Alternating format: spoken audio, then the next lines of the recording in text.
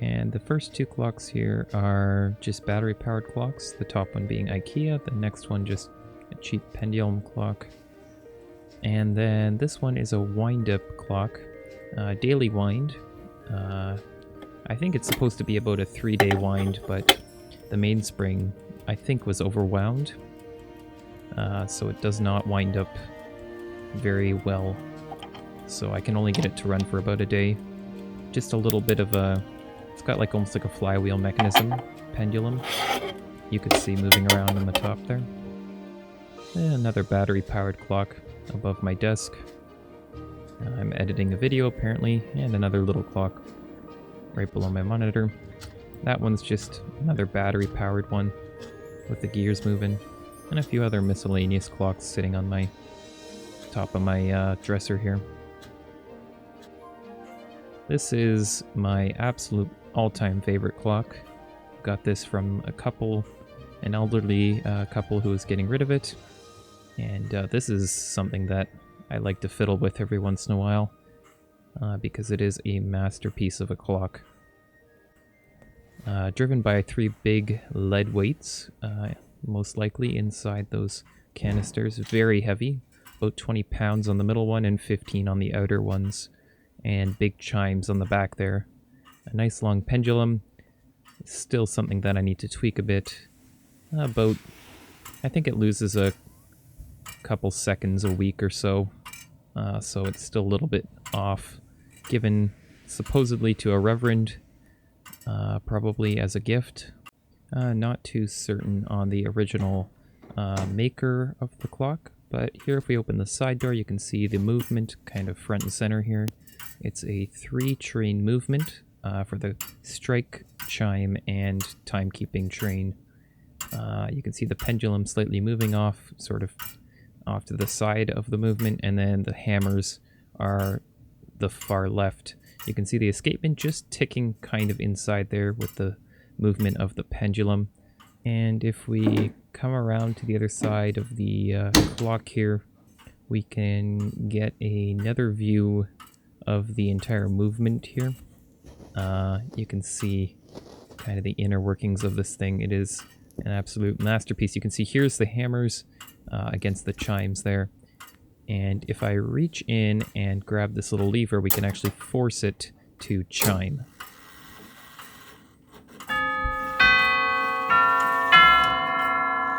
And of course we're working with the Westminster chimes, I think is my favorite chime setup on that clock. Now if we head over here to the kitchen, we have another pendulum clock here as well, of course driven by 2 lead weights.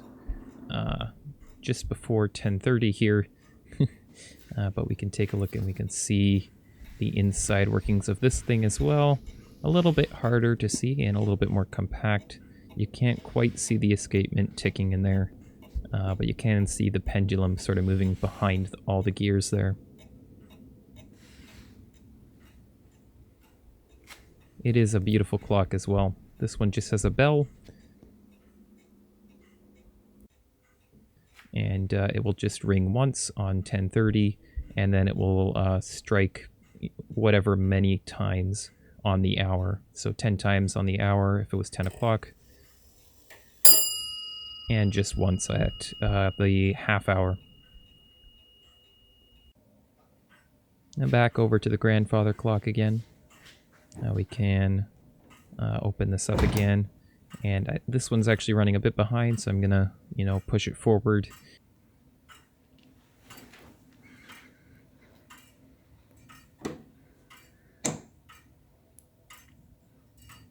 We can see this one chime on the half hour.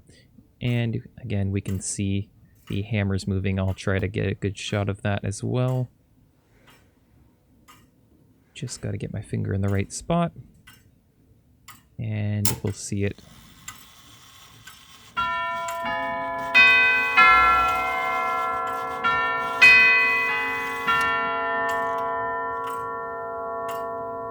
Now that drum on the top there with the pins on it actually can shift to 3 different positions, so it can chime with the Westminster chimes, which is what I have it set for right now, and I think it's my favorite. And it can also be set to the Winchester chimes and the Whittington chimes. All, 3 different tunes can be selected from the front face of the clock there. There's a little lever. I was going to wind up the weight on the timekeeping train, but it appears as though the hand is in the way right now, which is a bit of a pain. This cabinet can be locked as well. This is not actually the original key, but it does work. One of those skeleton keys, but it is a pain to lock, so I don't often lock it, but you can hear it that it is binding a little bit, but once you get it going, then it is okay. Nice little key, but it's kind of also the knob for opening and closing the cabinet.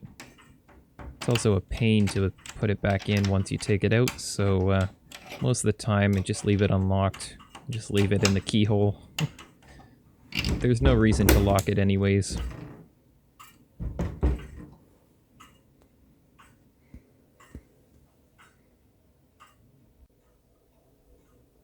Yeah, we go back to the kitchen here.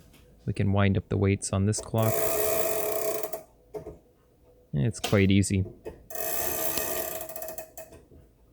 But it is something that you have to do with 2 hands to kind of support the weight. And to wind up the grandfather clock. Now the hands are out of the way. We can grab the crank from the side cabinet here. This can be done with 1 hand. Ideally I would have done this with my right hand, but doing it with my left, so it's going to be a bit tricky, because I'm not left-hand dominant. You can hear that the click is very faint. That should be louder. In fact, when we first got this clock in the house, it would not actually wind up and stay up. The click was not ratcheting properly. So I did fix it, but it's still not as loud as the other ones. You can hear when I do this one.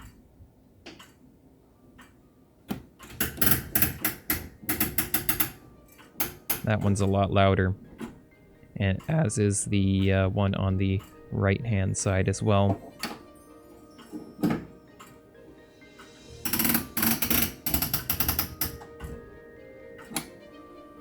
But I think that just about wraps it up for this video. Thanks for tuning in and watching. I hope you enjoyed. Maybe in the future I'll make some more videos about this. I do hope to continue adding to my collection, but of course, it is a bit of an expensive hobby if you're going to buy them.